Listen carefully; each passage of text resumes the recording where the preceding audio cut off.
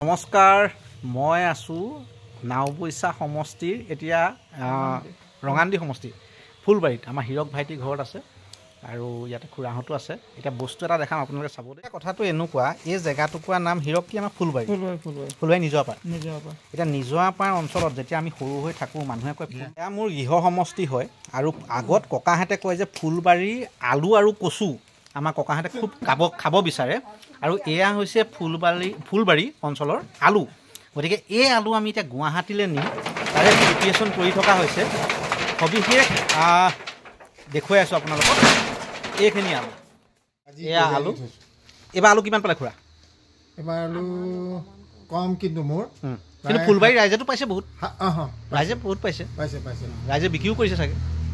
30ৰ তলত কাৰো নাই কুইণ্টেল হিচাপে অ' বাপৰে আলু প্ৰায় আলু কুইণ্টেলমান হ'ব বঢ়িয়া বঢ়িয়া বঢ়িয়া এইজন খুৰাই এইকেইটা মৰমত দিছে